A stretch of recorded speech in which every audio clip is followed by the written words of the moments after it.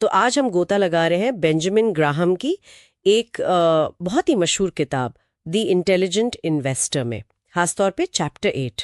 हाँ, ये किताब तो मतलब वैल्यू इन्वेस्टिंग की बाइबल मानी जाती है। 1949 में आई थी, सोचिए। और चैप्टर 8 जिसका टाइटल है निवेशक और बाजार के उतार चढ़ाव, ये तो कमाल का है।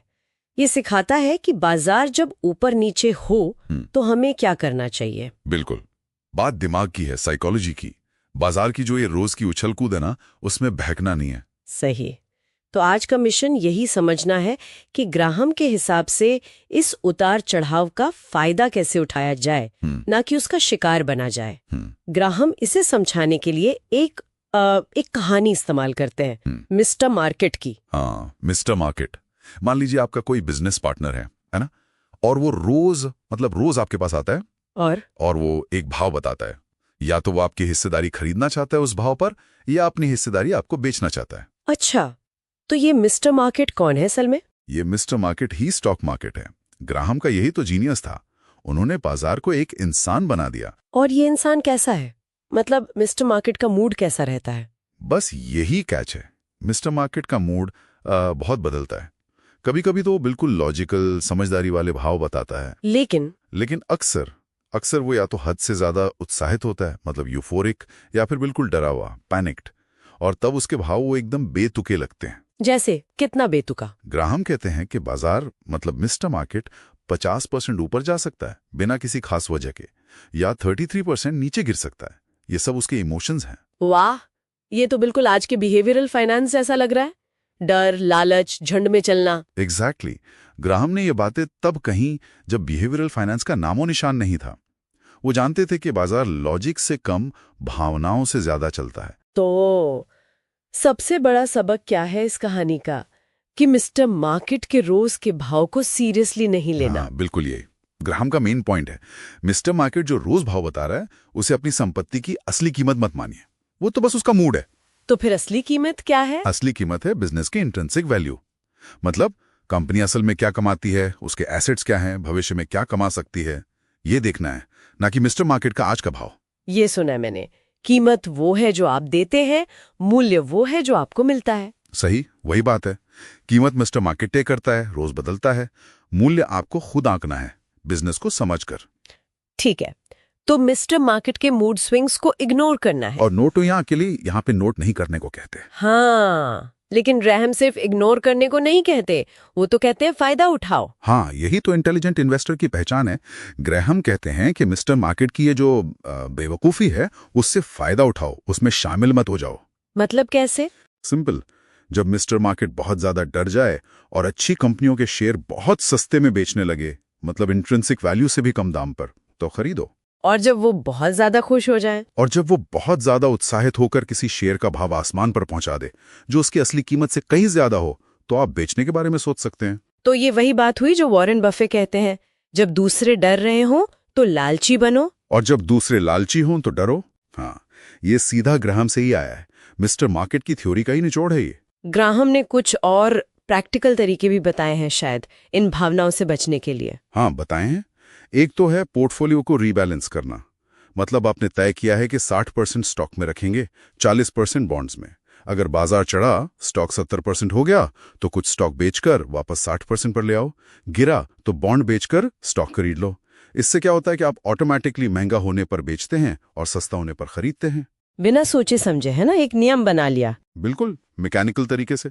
इससे इमोशंस हावी नहीं होते। और दूसरा, डाइवर्सिफिकेशन। मतलब सारे अंडे एक टोकरी में नहीं। और खर्चा कम रखना, ट्रेडिंग वगैरह का। हाँ, वो भी।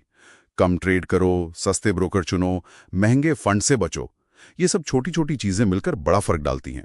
एक और दिलचस्प बात आपने पहले बताई थी कि हमेशा बॉटम का इंतजार करना भी ठीक नहीं। हाँ, ग्राहम का ये भी कहना था कि अगर कोई ठीक ठाक बिजनेस उचित दाम पर मिल रहा है और आपके पास पैसा है, तो शायद ले लेना चाहिए।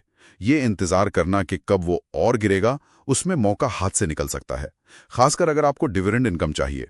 और जाहिर है ग्राहम के सबसे बड़े फैन तो वॉरेन बफेट ही हैं। इसमें तो कोई शक ही नहीं। बफेट ने कई बार कहा है कि इंटेलिजेंट इन्वेस्टर, खासकर चैप्टर 8 और चैप्टर 20, उनकी इन्वेस्टिंग की नींव हैं। उनके जो फेमस कोट्स हैं वो सब यहीं से निकले हैं। काफी हद तक। जैसे वो कहते हैं, शेयर बाजार अधीर से धैर्यवान को पैसा ट्रांसफर करने का एक यंत्र है। ये मिस्टर मार्केट वाली सोची तो है। जो मिस्टर मार्केट के रोज के मूड से परेशान हो जाता है वो पैसा खोता है। जो शांत रहता है, बिजनेस पर फोकस करता है, वो कमाता है। ये बातें तो खैर 70-75 साल पुरानी हो गई। आज का जमाना तो बहुत अलग है। इतनी तेज information, social media, meme stocks, क्या आज भी ये मिस्टर मार्केट वाली बात काम करती है? मेरे ख्याल से तो आज ये और भी ज्यादा जरूरी हो गई, क्योंकि आज शोर बहुत ज्यादा है। हर मिनट कोई नई खबर, कोई नया ट्रेंड। हाँ, वो फोमो वाला चक्कर, फियर ऑफ मिसिंग आउट। वही तो, इस शोर में ग्राहम की वो सलाह कि कंपनी के फंडामेंटल्स देखो, उसकी असली कमाई देखो, उसका मैनेजमेंट देखो, ये और भी ज्यादा कीमती हो जाती है। आपको खुद की सोच बनानी पड़ेगी, भीड़ के साथ नहीं चलना। ये जो एंटी फ्रेजिलिटी का कॉन्सेप्ट है वो यहाँ कैसे फिट होता है? नसीम तलेब वाला। हाँ, ये बड़ा इंटरेस्टिंग कनेक्शन है। एंटी फ्रेजाइल का मतलब होता है जो चीज झटकों से, अव्यवस्था से टूटती नहीं बल्कि और मजबूत होती है। तो ग्राहम की स्ट्रैटेजी एंटी फ्रेजाइल है। एक तरह से हाँ, क्योंकि वो आपको बाजार की अस्थिरता को सिर्फ सहना नहीं सिखा रही, वो आपको उससे फायदा उठाना सिखा रही है।